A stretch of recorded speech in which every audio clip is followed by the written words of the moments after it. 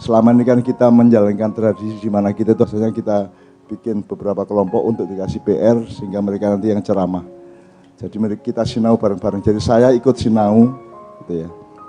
Terus yang tadi Mbak Nia, Mbak Yuli ngerti lagune Ilahi anta maksudi gitu. Waridoka matlubi gitu. Apal Nia? Karo ya? Iku lagune Nasdaria iku biar. Ilahi anta maksudi, ya Allah engkaulah yang aku maksud dalam perjalanan hidup ini engkau. Jadi aku menuju Allah kan gitu kan. Nah menuju Allah berarti kan gak nang dunya toh. Bukan, jadi kan ada ayatnya nih. Wabtaghi fima atakallahu daral akhirah wala tansa nasibaka minad dunya. Itu selama ini terjemahannya Pak Purwira ya. Di dalam apa yang Allah berikan ya, kepadamu, wabtaghi fima atakallahu. Di dalam urusan di mana Allah memberikan kepadamu akhirat, kamu jangan lupa. Selamanya terjemahannya Pak. Walatansa nasibaka minad dunya diterjemahkan dan jangan lupa nasibmu di dunia. Menjadi statis. Bukan di dunia tapi dari dunia, dari kudu ke. Dari dunia ke. Jadi tetap ujungnya itu, dunungnya itu apa ya? Poe mubengnya itu akhirat. Jadi kita itu hidup untuk akhirat, hidup menuju akhirat. Selama di dunia kita menuju akhirat. Jadi bukan fit dunia tapi ilat dunia. Minat dunia ilal akhirat, cuman tidak dilengkapi kalimatnya aja. Dan Allah sangat efisien. Wala tansa nasibaka minat dunia. Bahkan ada terjemahan di Quran tertentu yang menerjemahkan jangan lupa rangsummu di dunia. Allah itu menjamin setiap makhluknya, melata, berdiri, terbang, semua dijamin rizkinya oleh Allah. Meskipun yang menentukan jenis rizkinya itu Allah. Ono sing dikai rezeki kekayaan materi, ono sing dikai rezeki ilmu, ono sing dikai rezeki kekuasaan, ono sing dikai rezeki dikai rezeki berkah. Jadi uripe ku gak sugih tapi dadi terus lah. Didik tapi berkah ngono ya. Jadi macam-macam Allah ngasih rezeki. Kayak Mas Muhammad ini kan luar biasa ditekani mbah-mbah untuk dititipi keris dan seterusnya gitu ya. Itu rezeki yang luar biasa yang saya tak dapat. Ya. Saya rezekinya itu sing basa marat Pak. Aku gak oleh rezeki duit sing akeh gak tahu gitu ya. Jadi aku karo arek podo mbambungi lah gitu ya. Tapi intinya itu betul beliau bahwa pokoknya bongkotan itu adalah kita itu hidup di dunia secara dinamis menuju akhirat. Jadi tujuannya itu akhirat. Jadi kita tuh uripmu ndek dunya ojo ndolek dunya wong wis ndek dunya kok ndolek dunya. Kalau kita naik kereta api itu ya lewat terminal bukan tinggal di terminal. Karena kita punya tujuan yang lebih jauh kan itu. Nah, tujuan kita itu akhirat. Dan kita itu manusia akhirat, nyun sewu ya. Kita itu manusia surga. Nabi Adam mbah kita itu penghuni surga pertama gitu ya. Kemudian beliau diuji melalui iblis itu, kemudian makan buah yang diambil dari bumi, namanya khuldi. Terus beliau makan khuldi sehingga efeknya kepada tubuhnya menjadi berbeda. Nek buah-buahan di surga Pak, itu tidak ada residu, tidak ada kotoran, tidak ada sisa, tidak ada tai, tidak ada kencing. Karena makanannya langsung menjadi nutrisi dan gizi di tubuhnya. Itu makanan di surga. Menurut suara kon gak ngising. Nah, Nabi Adam dikongkon mangan khuldi karo iblis, akhirnya dia kudu ngising, akhirnya kepaksa mudhun nang bumi di swarga kan WC, kan jumbleng gitu ya. Iku kan sumbere aku dhewe sing ngomong ngono iku. Nek kon gak trimo takon nang Gusti Allah dhewe. Ngono ya. Takon nang iblis karo Nabi Adam langsung. Tapi saya tahunya seperti itu karena nek di swarga ana jumbleng gawe apa kok angel-angel rono.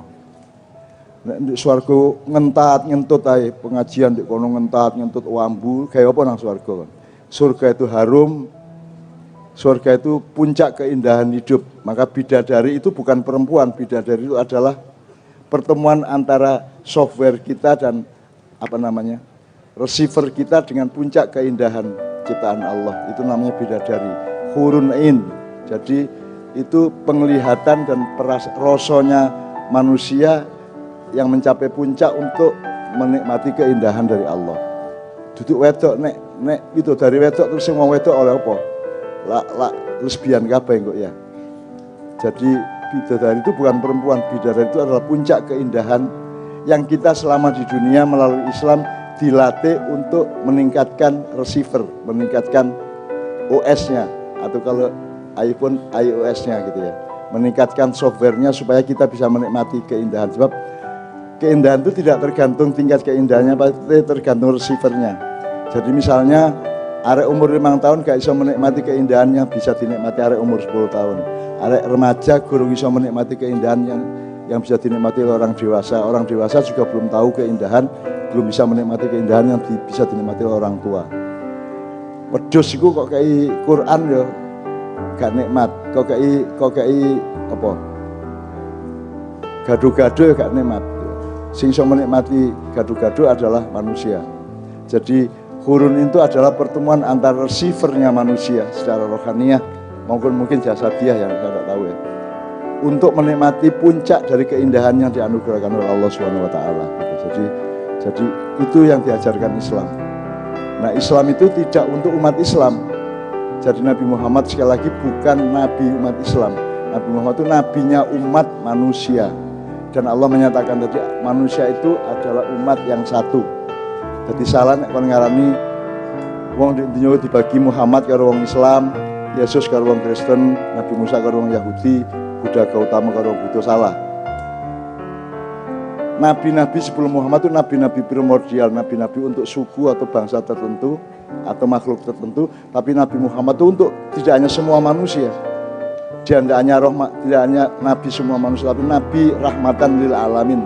Jadi yo jin, yo malaikat sendiri sholawat kepada Nabi karena bersyukur atas penciptaan Allah terhadap Nabi kita Muhammad SAW. Jadi pemahaman kita selama ini nyuwun sewu agak keliru. Kita pikir umat Islam itu Nabi Muhammad itu nabi wong Islam itu. Enggak. Nabi Muhammad itu di casting Allah, dikasih jabatan Allah menjadi nabinya semua makhluk. Tidak hanya semua manusia. Karena jin nabinya ya Nabi Muhammad, sembayangnya ngadep kiblat gitu kan. Dan seterusnya ya. Itu bisa dijelaskan sangat banyak di ma'iyah berikutnya, tapi pokoknya intinya ngono iku. Jadi beliau tadi sangat luar biasa. Jadi saiki kita ilir-ilir sama beliau, tepuk tangan untuk beliau. Dan mudah-mudahan cita-cita beliau untuk memperluas perumahan ini dikabulkan oleh Allah Subhanahu wa taala, dipermudah dan mendapat dukungan yang memadai dari semua pihak termasuk pemerintah dan mungkin pihak-pihak lain yang terkait dengan pembangunan perumahan gitu ya. Nah, dan ini sih pelok rumiyin lajeng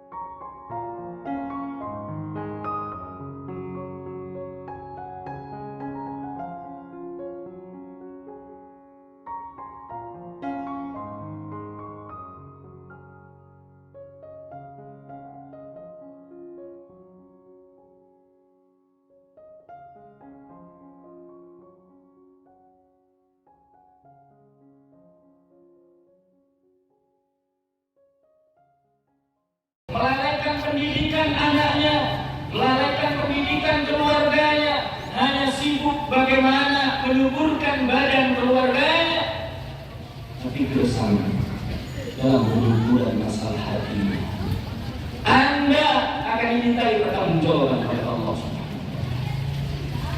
Yang anak jangan tersibukkan dengan kegiatan-kegiatan dunia sehingga Anda lupa berbakti untuk orang tua, karena Allah Subhanahu wa taala. Anda lupa untuk beribadah kepada Allah Subhanahu wa taala karena rasa muda Anda.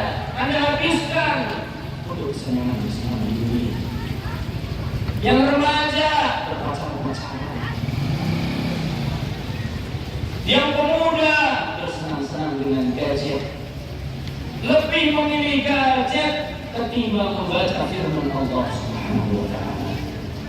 Kita, Anda semua diciptakan oleh Allah Subhanahu wa taala. Hidup di dunia ini untuk merealisasikan ibadah kepada Allah Subhanahu wa taala. Fala tahurrannakumul hayatud dunya.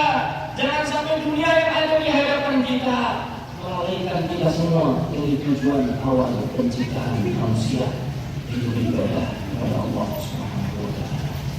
Wala yaghurrannakum billahil gharur. Dan jangan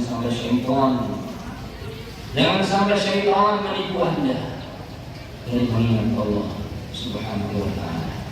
Mudah-mudahan yang sedikit ini bermanfaat sebagai pengingat untuk diri saya dan para jamaah sekalian untuk mengingat kembali tujuan hidup di dunia ini mau mampir nanti.